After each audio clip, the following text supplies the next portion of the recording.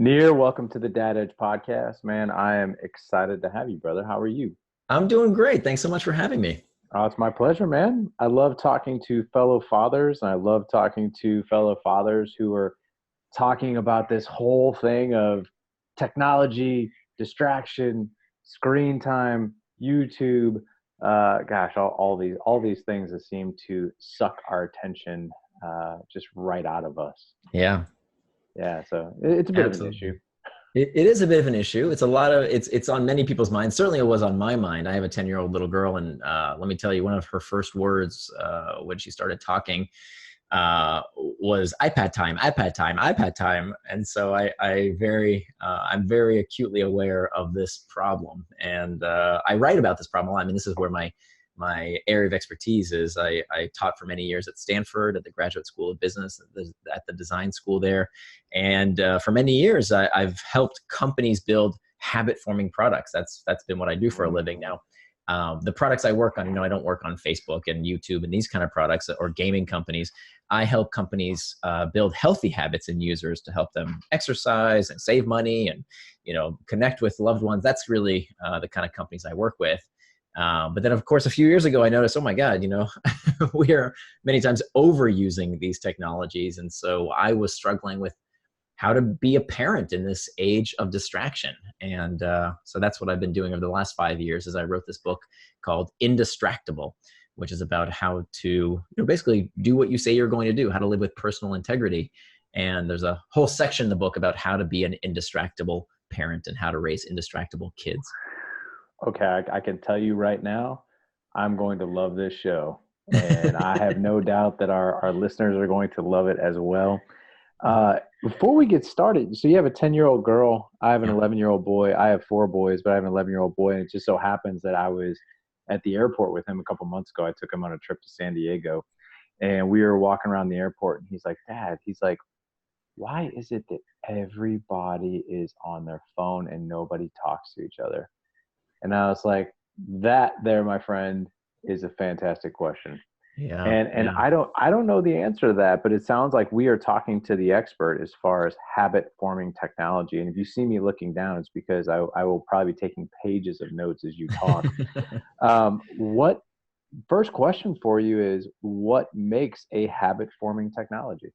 Yeah, so the idea behind a habit forming product, and we're not talking addictions here, and we can talk about what the difference is between habits and addiction. There actually is a very important difference between the two. The idea behind a habit forming product is that it's a kind of product that you use with little or no conscious thought. It's the kind of product that hopefully can help you build a healthy habit. So the kind of products I work with, companies like Fitbod that has helped me get into the exercise habit. Companies like Paga is a company that uses my work. That they've brought millions of previously unbanked people online for the first time in Africa. Companies like Kahoot. If your kid goes to public school, I'm sure they've heard of Kahoot. It's the world's largest educational software. It's also, they use the hook model that I describe in my book as well. And so all of these products, including the big boys, including the people like Facebook and YouTube and Twitter and Instagram and Slack, and all of these companies are using what is called the hook model. It's this 4-step process that involves a trigger, an action, a reward, and finally an investment. And it's through successive cycles, through these hooks, this is how customer preferences are shaped and how our tastes are formed. So, the fact is that these companies know what makes you click and what makes you tick better than you understand yourself. And the fact is, if we don't understand how to hack back, right? So my first book was about how these companies use these design techniques to hack our attention, and the reason I wrote the book was because I wanted to help companies build healthy habits in users' lives. And Indistractable is about how we hack back. How do we use these same techniques, understanding these techniques, to put technology in its place? Because, I write books that I can't find otherwise, right? So if I have a question on my mind, I go read every book on the topic. I love that, that's one of the best things I do for a living is go read and read and read. And most of the time, 90% of the time, I find a great book on the topic, and then that means I don't have to write that book. But every once in a while, about every 5 years or so, I'll find a topic that I just do not think is addressing the problem correctly. And so I bought every book on technology and screen addiction, and you can see many of these books behind me on this Zoom call. I bought every book on the topic, read every piece of research I could find, and what I found was that there was a big gap between what is in the academic literature and what is in the popular media and what's in the popular press. That most books on this topic will basically tell you the problem is the distraction itself, right? Our kids are addicted to technology because of technology. But the academic literature, if you actually go look at what the studies find, they show that's not true, that there's a lot more going on here. And so that's what I was so surprised by. That's what blew me away, is that I had it completely wrong. I was perpetuating these myths about how kids should be raised, how kids, why kids overuse technology. I was perpetuating a lot of these myths. And so that's why I really thought it was important to kind of set the record straight so that parents can help their kids get the best out of technology without letting it get the best of us. I don't even know where to start with questions for you, man. I feel like this has got to be like a 3-part series podcast, but I'm going to try to get in as much as we can. You mentioned how we can hack back. Right. I just really want to understand repeat again the 4-step process. Yeah. So with the hooked model or with the Indistractable model? Because there's 2 4-part models. I'm a big fan of 4-part models. Yeah, let's do the one you're a fan of. Sure. So I'm a fan of both, but I'll walk you through the new one, the Indistractable model. So here's what I want you to do. I want you to picture a plus sign in your mind. Okay. So like a cross, a plus sign. Now the horizontal axis has 2 arrows pointing left and right. Okay. To the right is traction. Traction is any behavior that moves you towards what you want in life. It's things we do with intent. The opposite of traction is distraction, right? So we got traction and we got distraction. Distraction is on the left, traction is on the right. Now notice both words end in the word action, right? This is reminding us that these aren't things that happen to us. They are things that we do, actions we take. Now, the trap that a lot of people fall into is that they think that there's some kind of moral hierarchy, that reading is better than video games and video games are worse than television, but football is okay. And all of that is rubbish because it's all what you make of it. It's all completely what is aligned with your values. If you decide to watch football for the entire afternoon, great. That's wonderful. If that's what you plan to do with intent, it's traction. If it's something you didn't plan to do, if you plan to be with your kid and the football game's on in the background and you keep watching the game as opposed to being fully present with your children, now it's a distraction. The same goes with our kids when it comes to their enjoyment of video games, Fortnite or Facebook or social media, whatever it might be. There are some caveats. They need to be age appropriate, which we can talk about in a little bit. But for the most part, it's not about what you're doing. It's about whether you planned to do it. Even if you plan to waste time, there's nothing wrong with pastimes, to just pass the time away. That's totally fine as long as you plan to do it. If you plan to do it, it's traction. If you didn't plan to do it, it's distraction. Okay, so that's the horizontal axis. Now, what prompts us to either traction or distraction? 2 things. So this is where the vertical line in that plus mark comes in. Imagine in that vertical line, you have 2 arrows pointing in, okay, into the center of this axis. The 2 things that drive us to either traction or distraction are internal triggers or external triggers. External triggers, let me dive into those first. You'll be very familiar with these, right? These are the pings, dings, rings, all of these things that prompt us to take some kind of action. So you get a notification on your phone. It leads you to traction. If it's a reminder that says, hey, it's time to go work out, well, that's traction. That's what you plan to do with your time. But if it interrupts you while you're with your kid, it's some Facebook notification or whatever, and it leads you away from what you plan to do, away from the time you plan to spend with your child, well, now that's distraction. So those are the external triggers, and we can talk about what to do about that in a little bit. The most important thing that leads us to either traction or distraction, and the first place that we need to actually start when it comes to managing distraction for ourselves or for our children, has to do with these internal triggers. Now, okay, let's go really to first principles here. When we ask ourselves, why do we get distracted? By the way, this is not a new question. Socrates and Aristotle asked themselves the very same question 2,500 years ago. They called it akrasia, this tendency that we have to do things against our better interest. So humans have been struggling with distraction for a very, very long time. Video games did not cause distraction. We have always been a distracted species. It's part of our DNA. And there's a lot of reasons why I talk about how we are designed to be constantly distracted. So that's the good news. This is not a new problem. It turns out there are some really great solutions to this problem of distraction, which I describe in further detail. But what that means is that these internal triggers, we have to start with why we do anything, not just why we get distracted. Why do we do anything? What's the nature of motivation? Now, most people will tell you that motivation is really about avoiding pain and seeking pleasure. Carrots and sticks. This is called Freud's pleasure principle. Turns out it's not true. That in fact, we do not seek pleasure and avoid pain.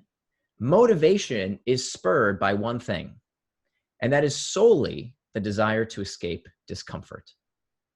All human motivation is about escaping discomfort. Even the desire for something pleasurable, wanting, craving, desire is itself an uncomfortable psychological state. Now, this is called the homeostatic response. Physically, it's very easy to understand. If you're cold, you put on a jacket.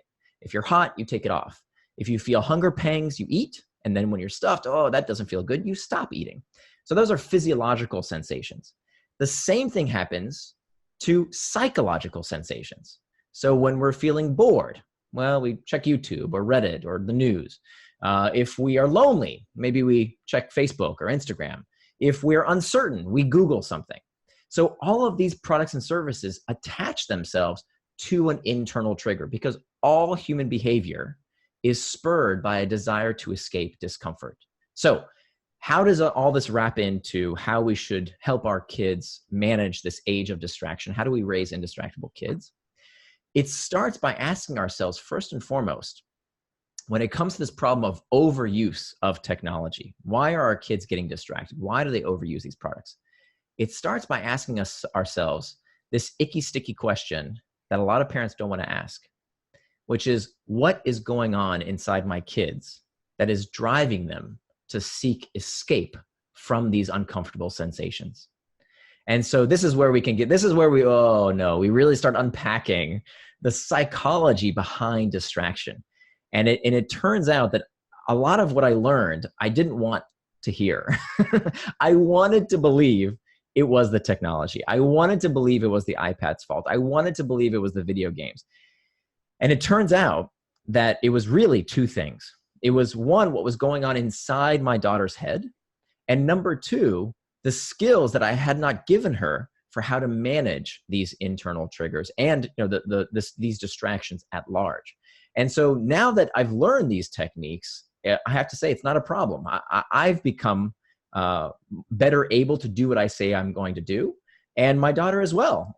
She has a great relationship with technology. She uses a lot of technology, but she doesn't overuse technology. She's able to become indistractable herself.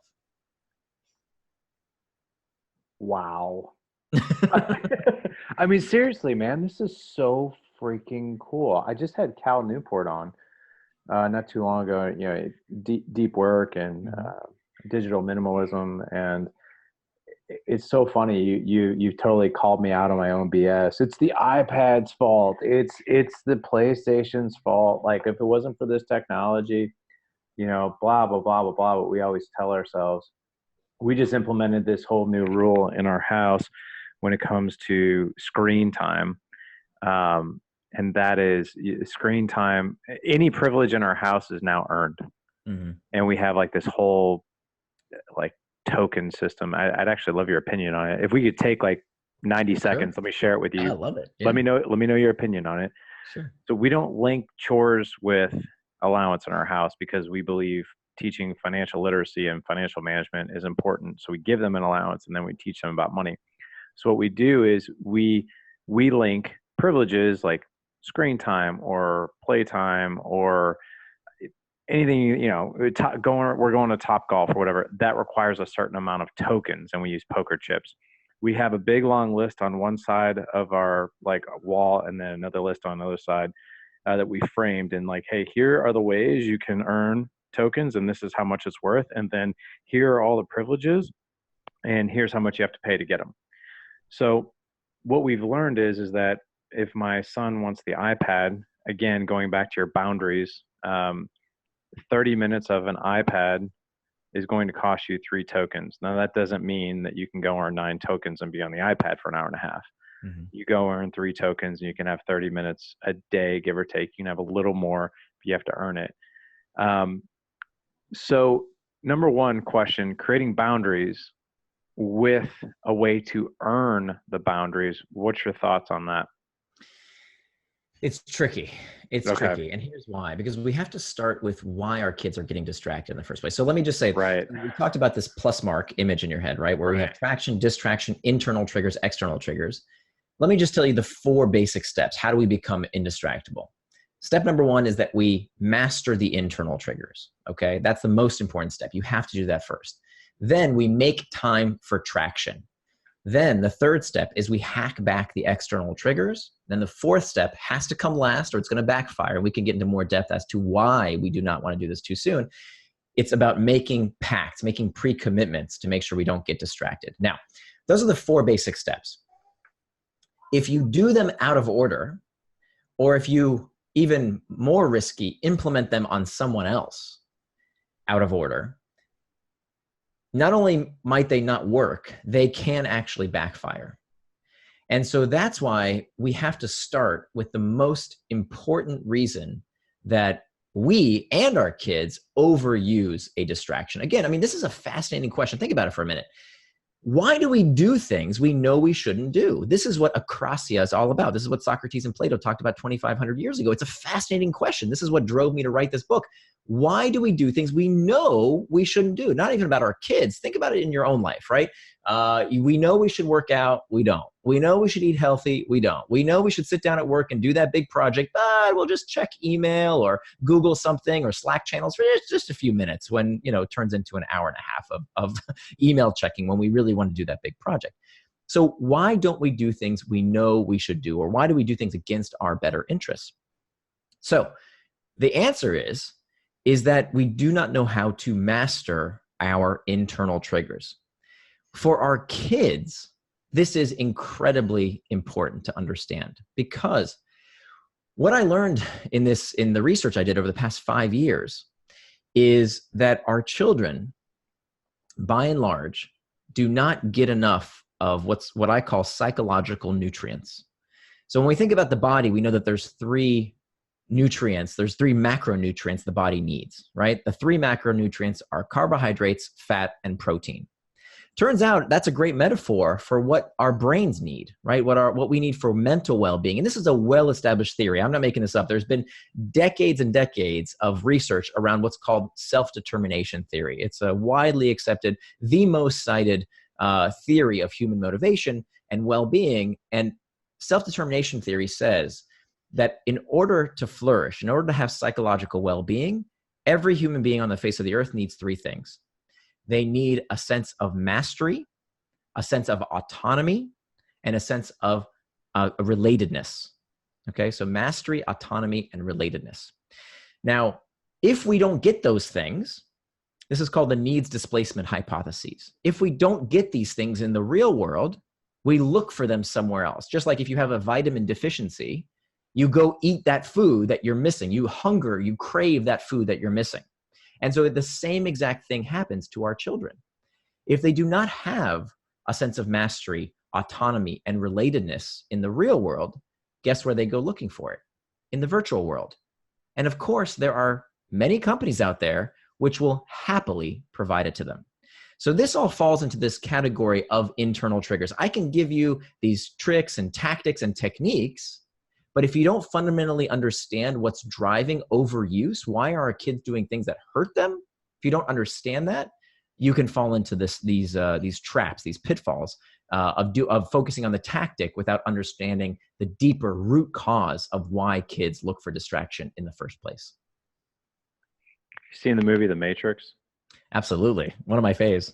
I feel like I'm Neo and you're Morpheus, and you just gave me the blue pill or whatever, whichever one. I was just like, You just gave me goosebumps saying that, because yeah, that's exactly how I felt. So I talked to the people who actually did this research. I talked to Richard Ryan, who did this research decades ago, and when this totally blew my mind, because it makes so much sense if you think about what our kids' lives are like. Okay, think about it from a sense of mastery.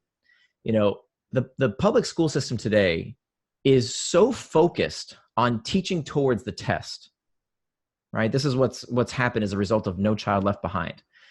The teachers today are so focused on teaching towards the test. What does that do? And if your kid is doing great in school, right, and they're never distracted, they love school, this is, don't listen to this. This isn't your problem.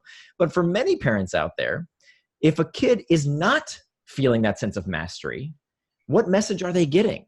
You suck. You keep failing. They start to internalize that message. And that sense of mastery is something that they are lacking. They don't feel they master anything.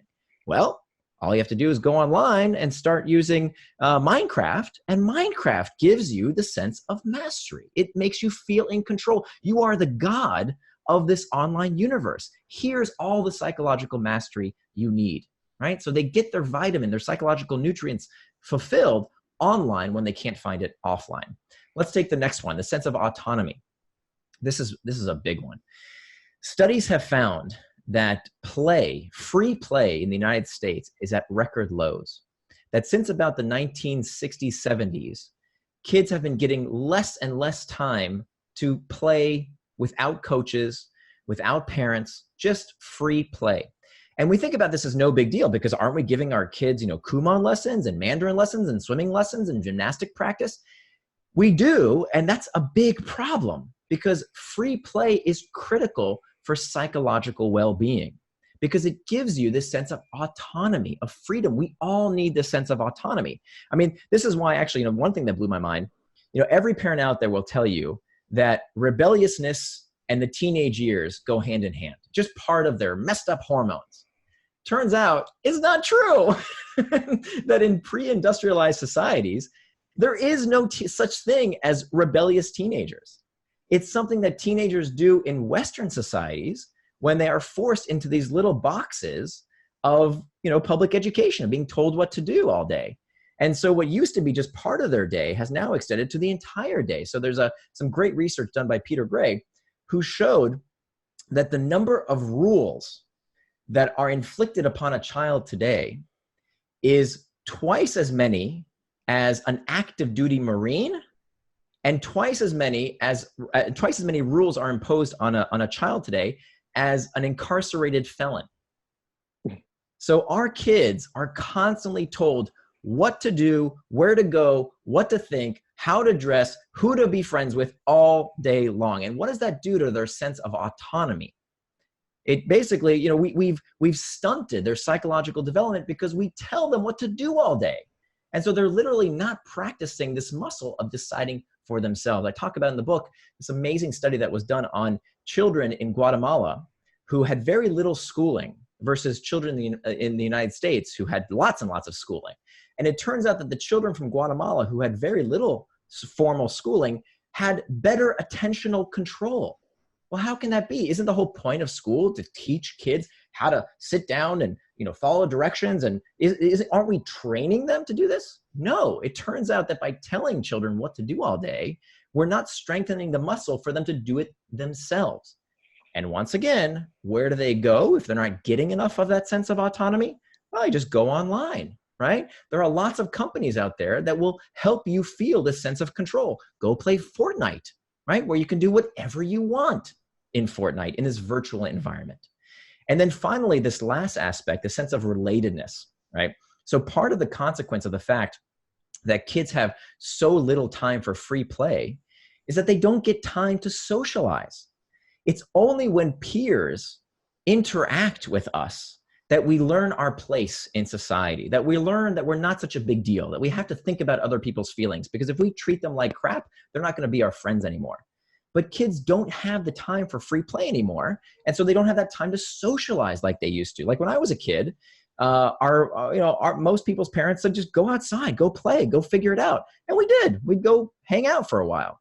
Well, today, parents are so scared that their kids are going to get kidnapped, or they're going to get run over, or some molester is going to take them away, that they don't, even though this is the safest time in American history to be a child, that we don't let kids have free play anymore. And when we've restricted all that time for free play, well, guess where kids go? Go on social media. If you go on social media, if you start using, Instagram or Snapchat, you've got all these friends ready to interact with you. And that's fundamentally what they need. They need that sense of relatedness. They need time with their friends. And if they can't find it in the real world, again, they find it online. So we have to tackle that root cause of distraction. That's the real cause of why children overuse technology. And if we don't tackle that stuff, all the other tricks and tactics and whatever else we concoct may not work. We have to deal with that problem first. Wow. Yeah, back to Morpheus and Neo. I feel like I've just drank water out of a fire hose of clarity. I'm glad you can always go back. You can always take the other pill and blame the technology. Unfortunately, it doesn't work, right? What we do when we do that, by the way, we shoot ourselves in the foot in a few ways. When we say, you go on YouTube these days and you type in, parent reaction to Xbox or parents smashes Xbox, you will literally find thousands of videos of parents taking a baseball bat and smashing the kid's iPhone, or destroying their PlayStation or whatever it might be, thinking that's the answer. I'm gonna restrict it, right? You can't use it anymore. I'm setting boundaries, and that's it. Well, what are you doing to the kid's sense of autonomy, mastery, and relatedness when you do that? We all know what that felt like as kids when our parents, in my day, it was television. Television was melting our brains. We were all going to become couch potatoes, and video games as well. Stop playing Super Mario Brothers. It's melting your brain. I remember that. My parents said that stuff to me. Did that make me want to use it less? Did I want to just, suddenly pick up Chaucer and Shakespeare and do that with my time instead? No, it made me want to rebel more to assert my autonomy, because that is a fundamental psychological nutrient. We need that sense of autonomy and control. So there's nothing wrong. I advise folks to set these boundaries. But if you don't do it with your kids, if you impose those boundaries on your children, and even from a very young age, let me tell you, even a 5-year-old can understand this idea of setting boundaries together, to involve them in the process. Here's how I explained it to my 5-year-old daughter when she was 5. Now she's 10. So we told her, look, the cost of spending so much time with the iPad, we didn't freak her out and say it's melting your brain, it's bad for you, and it's somehow morally wrong. What we said was, look, the cost of spending time on the iPad or watching too much videos or whatever it might be is that you don't get time for other things. You don't get time to play with daddy and mommy. You don't get time with your friends. You don't get time to go outside because you spend so much time on this screen. So let me ask you, what do you think? How much time would be enough per day for you to spend with the screen? We involved her in the conversation. We gave her autonomy. And she came back and she thought for a while. She wasn't really sure how to answer because we never asked her that before. And she said 2 episodes. Okay? Because in her mind, like, screen time was really about, watching programs through Netflix on her iPad. That's what she really loved. And she said, well, 2 episodes. And I could see that she thought she was getting a really good deal. Like, she was negotiating hard with me to see if she could get the 2 episodes. Well, look, 2 episodes is about 45 minutes.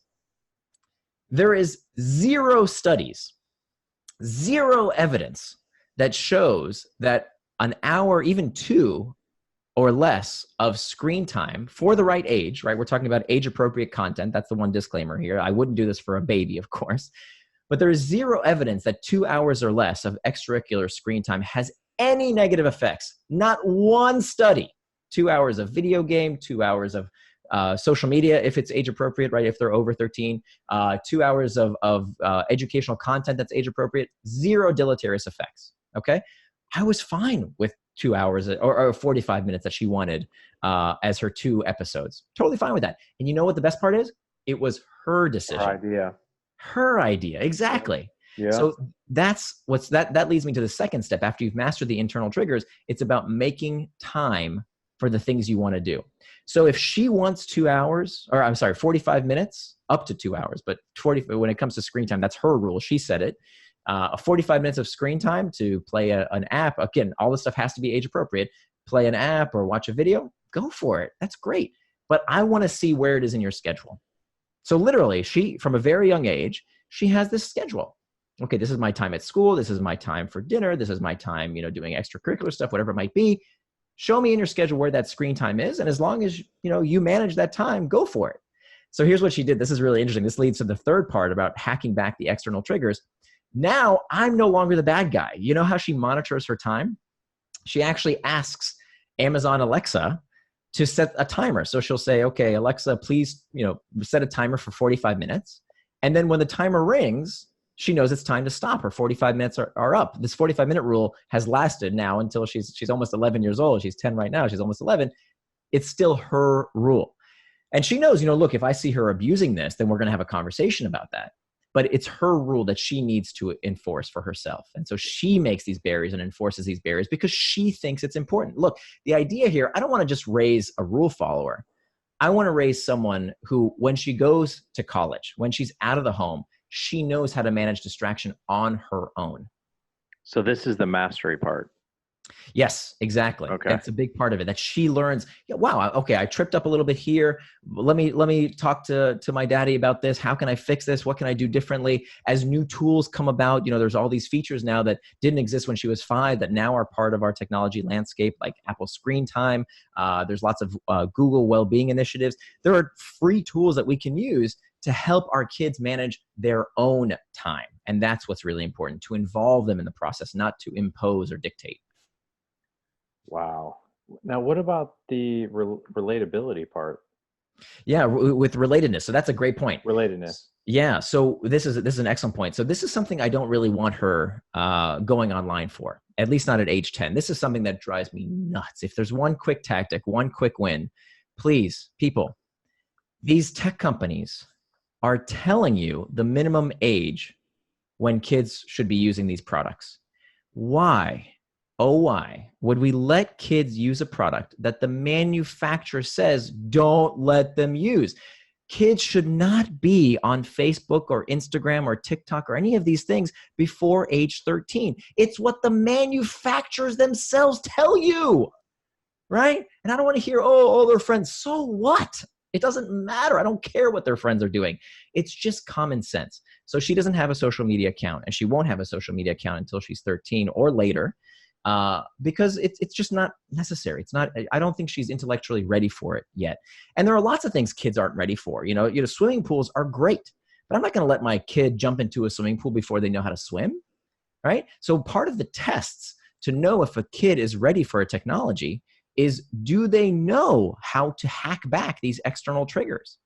If my kid doesn't know how to turn off notifications when they need time to study, when they need to spend time with their friends, then they are not ready for that technology. Just like if my kid doesn't know how to swim, I'm not going to take them into the pool until they've learned some basic skills.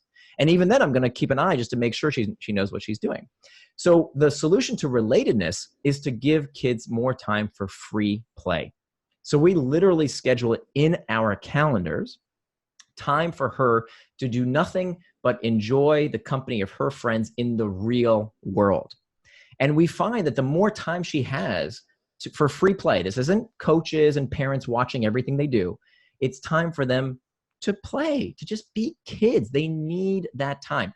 The problem is so many people are so committed to overscheduling their kids that they neglect to schedule the one thing that actually is super important for their psychological well-being, which is free play. There's nothing wrong. I don't have anything against, baseball practice and soccer practice and Mandarin lessons and Kumon and all that. If you also plan time for your kids to have free play with their friends, that's super important. That needs to happen in the real world, not online. Okay, so I lied. I didn't take 2 pages of notes. I'm on my 3rd. Let me ask you this. We're in we're in the era now where damage has already been done. I think that's pretty safe to say. Parents are allowing their kids to be on screens just constantly, right? So one of the conversations I had with a guy by the name of Cam Adir, I don't know if you know who Cam is. He founded Game Quitters. But when you tell a kid, will you just go play? He's like, that's terrible advice, because you take a kid who's been in front of a screen and who's been distracted for so long, they don't know what you're talking about. How do we encourage, and I'm speaking more to, like, let's just say a dad is listening to this show right now and he's like, man, I've been doing this for years. My kids on iPads, my kids playing Fortnite, my kids doing this, my kids, I really do need to get them to do more free play. But when I tell them to go play, they look at me like I have two heads. So Yeah. what advice do you have for that guy? Well, that's the appropriate reaction. If I was that guy's kid, I would also look at them like he has two heads, because how is a kid going to schedule free play these days? I called up Billy, but he, my Fortnite friend, and he's in Kansas, and my other friend is in swimming lessons, and my third friend is taking Mandarin lessons. Where's the time for free play? Unfortunately, we've created this vicious cycle where the more people took their kids, out of the play ecosystem, right? It used to be when I was a kid, we'd come home from school, and you just go knock on some doors, and one of your friend in your neighborhood would be around and you play with them. Well, today, either parents are so scared to let their kids go outside, or they're so overscheduled that there are no kids to play with. And so that's why what we have to do is to find these like-minded parents. There's a great movement called free range kids, or creating a playborhood, where parents are taking matters into their own hands and saying, look, we are going to schedule time in our day. We realize that it is more important. I mean, if you look at, why kids are reporting that they're more anxious, they're, the rising suicide rates, it's the technology is the proximal cause. It's not the root cause. The root cause in this rise of anxiety and depression disorder is that kids don't have time for free play. They need that. This is how we learn our place in the world. And so we have to make time for it. The nice thing is, kids don't need that many other kids. But I think it's up to us parents. If we spend time signing them up for baseball practice and schlepping them around all the time, why can't we take a few minutes to find a few like-minded parents who understand the psychological importance of free play and put that on our schedule as well? So every Tuesday, Thursday, Billy's going to have an hour and a half, 2 hours of free play time with his best friend. And the parents are going to facilitate that, make sure that happens, that it's on the schedule. Because it's unrealistic to expect a kid to say, hey, schedule time with your buddies, find a time. And by the way, don't use a phone to do it. Don't use technology to schedule it. I mean, look, the number one reason parents, I hear questions about Fortnite all the time. Parents think Fortnite is melting kids' brains. It's the latest thing that's melting kids' brain, apparently. And parents who haven't, and I always ask this, I say, have you ever played Fortnite? No. Well, why don't you like it? Because they're on it all the time. Well, if you play Fortnite, you'll realize that what Fortnite is really about, it's not the stupid video game. The video game is cute. It's nice. What it's really about is it's a place to have conversations with your buddies. It's what we used to do when we were kids, when we would hang out on the phone all day, right?